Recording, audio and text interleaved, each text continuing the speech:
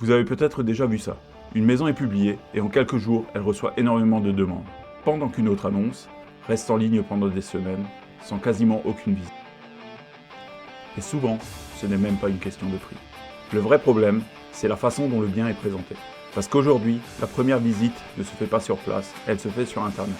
Les acheteurs regardent des dizaines d'annonces, parfois même des centaines, et ils prennent leurs décisions extrêmement vite. En quelques secondes, ils choisissent soit de cliquer, soit de passer à autre chose. Je suis André Ebel, conseiller immobilier sur Marlenheim et ses alentours. Et aujourd'hui, je vais vous montrer pourquoi certaines annonces immobilières attirent immédiatement les acheteurs. Et surtout, comment améliorer concrètement la visibilité de votre bien. D'ailleurs, si vous envisagez de vendre votre bien immobilier, j'ai créé un guide gratuit pour vous aider à éviter les erreurs les plus fréquentes lors d'une vente immobilière. Le lien est disponible dans la description. La première chose à comprendre, c'est que sur Internet, vous êtes en concurrence avec tous les biens en vente actuellement. Votre maison ne sera jamais vue seule, elle sera toujours comparée avec d'autres annonces. Et aujourd'hui, les portails immobiliers facilitent énormément ce travail aux acheteurs. Les acheteurs peuvent voir rapidement le prix, les prestations, comparer les biens entre eux et surtout comparer le prix au mètre carré. Et dans ce jeu de comparaison, la première impression est capitale. Le problème, c'est que beaucoup de vendeurs pensent encore que publier une annonce, c'est juste prendre quelques photos et écrire quelques lignes, puis d'attendre les appels. Mais aujourd'hui, ça ne fonctionne plus comme ça. Les acheteurs sont habitués à des contenus de qualité.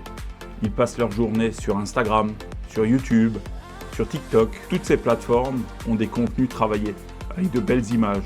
Donc forcément, quand ils tombent sur une annonce immobilière sombre, avec des photos inclinées ou des pièces mal rangées, ça leur donne immédiatement une mauvaise impression. Et le pire, c'est qu'un bon bien peut paraître mauvais, simplement à cause d'une mauvaise photo. Alors la première erreur, c'est simplement d'utiliser son smartphone. Certes, les téléphones ont énormément progressé et fournissent des photos de qualité. Mais ils ont aussi leurs limites. Ils déforment parfois les volumes, ils gèrent mal la lumière et donnent souvent des pièces plus petites qu'en réalité.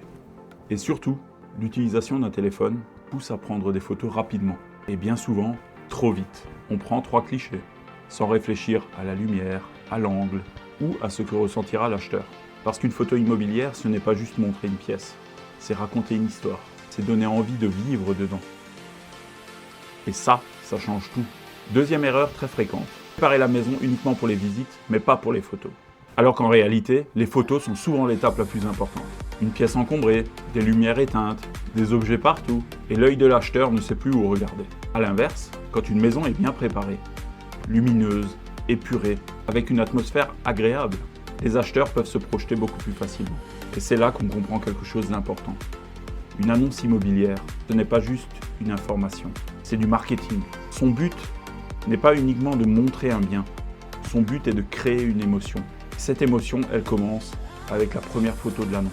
Une bonne photo principale multipliera le nombre de clics que vous aurez sur l'annonce. Et plus vous avez de clics sur l'annonce, plus vous aurez d'appels pour des visites. Plus vous avez de visites, meilleures sont les chances que vous puissiez vendre dans de bonnes conditions. D'ailleurs, si vous voulez aller plus loin, j'ai également créé une vidéo, les 7 erreurs qui empêchent de vendre rapidement sa maison. Je vous mets le lien juste là-haut, parce que très souvent ce ne sont pas les acheteurs qui manquent. C'est la façon de présenter et de commercialiser le bien qui fait défaut. Mais attention, de belles photos ne suffisent pas. Il faut aussi réfléchir à l'ordre dans lequel on présente ces photos. La luminosité, le cadrage, le descriptif et surtout les points forts à mettre en avant. Si par exemple votre maison a une belle vue, une terrasse, une grande luminosité, un environnement calme, ce sont des éléments qu'il faut montrer immédiatement parce que ce sont souvent eux qui déclencheront le coup de cœur. Et aujourd'hui, les acheteurs ne cherchent pas uniquement des mètres carrés. Ils cherchent un mode de vie. Ils veulent imaginer leurs enfants dans le jardin, leurs repas en terrasse et leur quotidien dans cette maison. Et plus votre annonce aide à créer cette projection, plus elle est efficace. C'est aussi pour ça que certaines annonces restent invisibles, parce qu'elles montrent un logement, mais ne racontent rien. Donc, avant de publier votre annonce, posez-vous cette question. Est-ce que mon annonce donne réellement envie de visiter? Et parfois, quelques détails simples peuvent complètement changer les résultats. Changer une photo, repenser l'ordre des images, améliorer la lumière, désencombrer une pièce, ou simplement faire appel à quelqu'un qui sait mettre votre bien en valeur. Si vous souhaitez vendre votre bien à Marlenheim et ses alentours, et avoir des conseils pour maximiser son attractivité avant sa mise en vente, vous pouvez me contacter directement.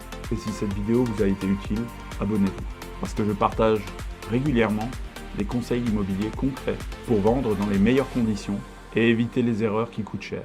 Parce qu'un bien ne se vend jamais par hasard.